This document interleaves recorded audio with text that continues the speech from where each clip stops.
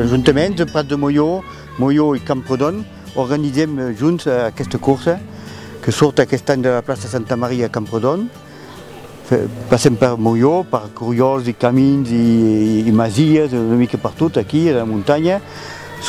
Passem a Collars també i per baixar a Prat de Molló fem el camí de la retirada. Tenim 62 inscrits.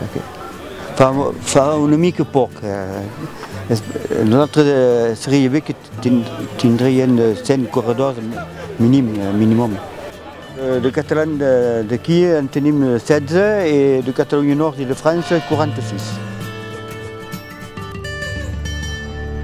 Una cursa dura perquè hi ha pujades, baixades, tenim 1.500 metres de desnivell positiu i 25 quilòmetres.